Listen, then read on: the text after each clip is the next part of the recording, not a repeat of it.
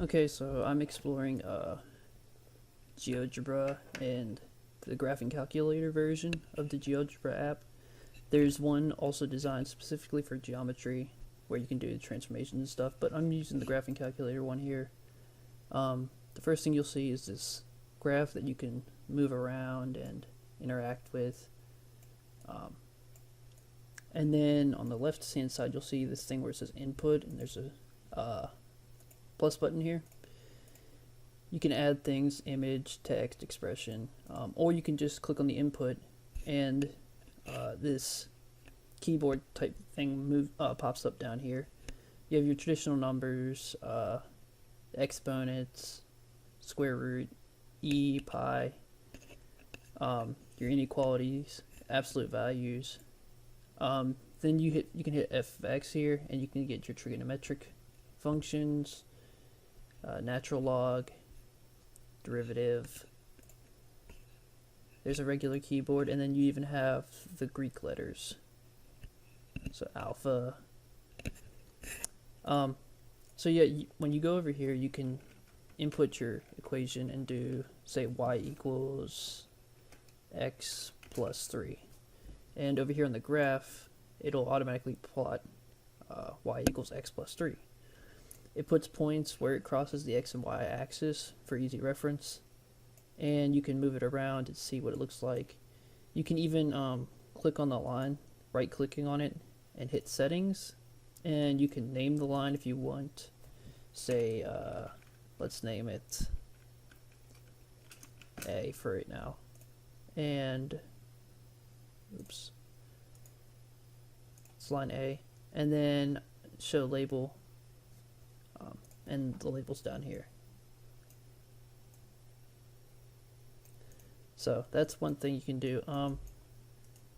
You can also do it and go to color, change the color. If you want to have multiple lines on the screen, this is actually really helpful. So say y equals negative 2x plus 5. So it's a lot easier. Obviously, the more lines you have on the screen, if you can color code them. The other thing in settings would be style. You can change how thick the line is and how much it shows up. You can also make your dashed lines, things of that sort. There's all kinds of things you can do. The main things being the colored, the types of lines, and how thick it is to make it easier to see. There's also a trace option. This works well with points. So let's do, well, I'll come back to that. If you click over from the input tab to this, you'll see a bunch of different tools. You got like the pointer.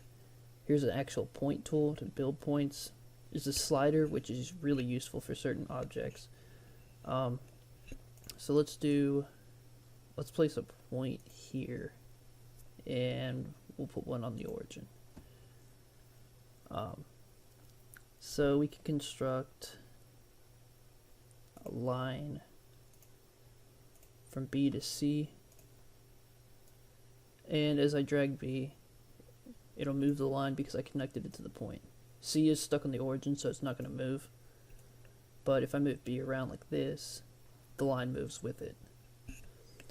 So the other cool thing about that is, now if I put a point on this line, when I go to select and move it, it won't come off of this line. It'll slide along the line, but it'll stay on the line no matter what. And then it moves with the line as I move it. So if I did the settings thing and I put show trace, I can actually do it like this. Now this doesn't really serve a purpose here, but if it was on, if you were trying to show, have students explore how a point moves as the line moves, or in the case of like a circle, you could see how the point moves when the circle increases and decreases, things like that, and it can trace it for you. So that's one thing. So let's go ahead and create a new one so that it's less jumbled. Then you have your sliders here. Sliders are pretty useful for exploring because they really help control certain aspects of the graph without messing with too much else. So we'll just name this one A and then go from -5 to 5. So it's a slider over here. Whole point of the slider is you can slide this thing across it and it'll change the A value of the graph. Obviously we don't have an A value right now, so it doesn't really mean much, but as you can see, as I move around, it stays in the corner, so that's particularly useful. We'll go ahead and create one more slider, and we'll do from -10 to +10 for this one and name it B. So it goes a little bit further. And now if we were to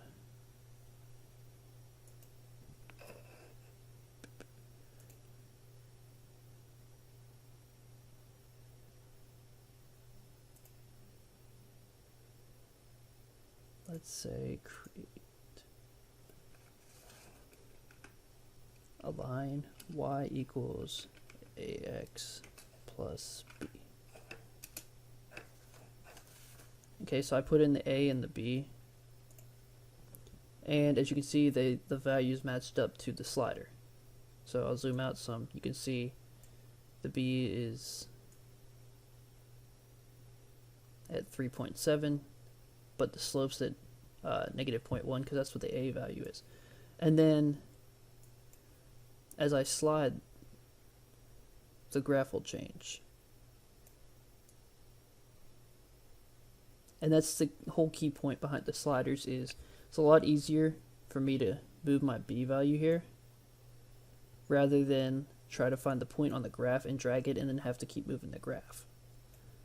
If it's way off screen, I don't have to zoom out my graph and go drag it down and get it exactly where it needs to be. I can use the slider up here to get it to where I need to be.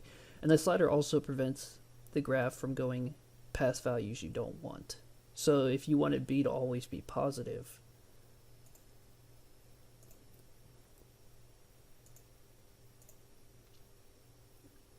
we could set the min to 1 so it could never be negative.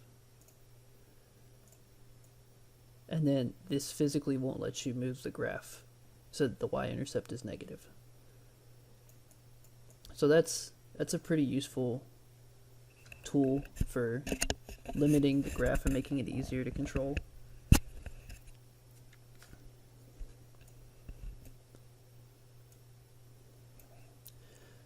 So with the graphing, the obvious main feature you're looking at here with GeoGebra is the ability to create virtually any function, line, point, figure you want relatively quickly and make it interactive. If I were to construct this line by drawing it on the whiteboard or the blackboard, yeah, it's a line, but in order to make it, to change this line from y equals x plus 7 to y equals x plus 4, I have to redraw the line. And we know how tedious that can be if you want to keep changing it. So I can just drag this to 4, and it's a lot easier than redrawing it. And this also lets students see that when I drag it from 7 to 4, how it moves. What happens to the graph when I do this? What happens when I go up there? What happens when I mess with the a value? Because this can be a little bit difficult for students to understand if you're just telling them what happens when you draw the line. So it's a lot easier for them to see it as if they see it moving as the slider moves the point for you.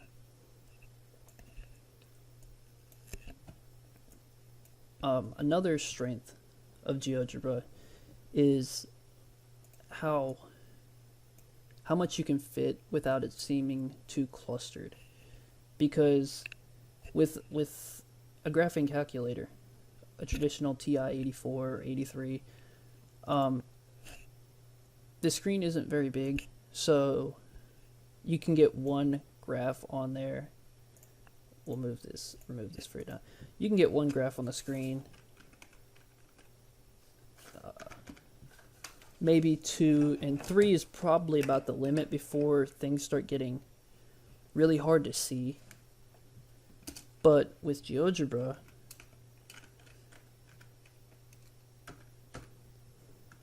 you can get several graphs on the screen, and at no point does it really seem like it's clustered. And that goes back to the point I was making about how you can use graphs, or not graphs, colors and line thickness to so I can look at all of these and it doesn't seem too clustered. If you tried this on a TI 84, 83, if it wouldn't fit on the screen, say if we were going from around 0 to 5 to 0 to 5, and you don't see this, then you got to back out and go and change your window to where you think it would fit. With Geogebra, you can just use your mouse wheel to scroll out and then just drag it around. It's a lot easier to navigate rather than having to change your window, especially if you get like the window this close and then you have to adjust it back over and things like that. So it's definitely a lot easier to explore that way, and it makes traversing and finding like graphs of lines and figures and stuff like that much easier than using a traditional graphing calculator. So this is obviously very useful for anything to do with lines and quadratic functions. We'll go and I'll create a quadratic function real fast, and we'll actually, let's use a slider. We'll go from 1 to 15. We can do several sliders here that'll make it the graph much more interactive.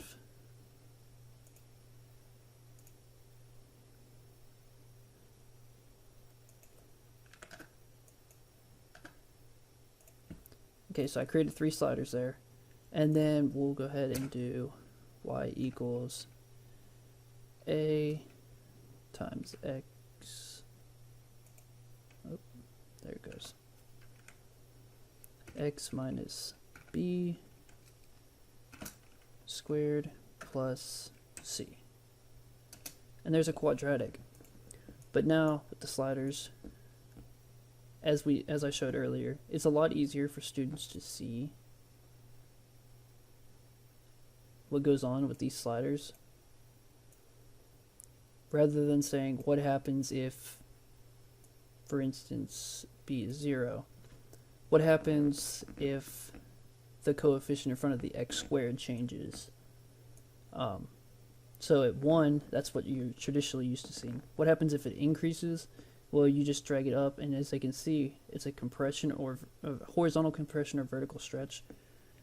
And it's a lot easier for them to see it doing this way. So it's really just an easy tool for exploring the different parts of graphs for students, so that they can learn what each part does, so that they aren't just trying to make a guess or learn from looking at static pictures. They want to know what happens when a number is subtracted inside with the square without having to FOIL it out. You can see the translation left and right, and then of course the y-intercept.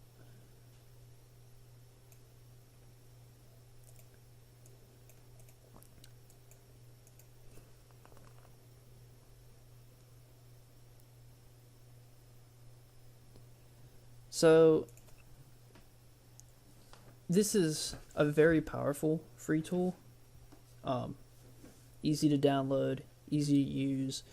It's very intuitive. It's very easy to find. Yeah, it's just a powerful tool and easy to use. So it can be used in a variety of ways. It can be used for your traditional algebra explorations,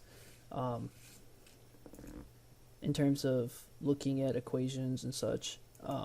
It's also powerful if you use exploring geometry and translations and transformations. As you can see over here, we have reflecting over a line and reflecting about a point, and even translating, even though that's by vector, which isn't particularly useful right now, but circles down here, such like that. So it's really a fantastic tool for getting students to think and explore on their own. It can be used for many different facets. And the other cool thing is for basics, last thing I'll show real fast. For a basic tool, that if you place a bunch of points for, say, basic statistics, I can use this best fit line and just select all these points, and it'll fit the line. But if I select this tool, the move tool, as I move any given point, it actually changes the best fit line to update and match to it. So it's also a very powerful tool for this, for teaching best fit lines or even reviewing them, because they're not something that students will use a whole lot, at least unless they're taking statistics. But in the general classes of Math 1, Math 2, you don't see a whole lot of this. So it's a powerful tool for seeing just how much one point changes the best fit line and how the line follows the points and such as that. So I would definitely recommend this tool, especially since it's free. You can't really beat free. So it's a useful tool, and it makes teaching and exploring concepts way easier than doing it by hand or even using a document camera, because that still requires several sheets of paper and you can't interact with it. The only way you can beat a tool like this is if you have physical objects to manipulate, such as like string or anything along that line. So it's a very powerful tool, and I would definitely recommend using this tool to help teach math concepts.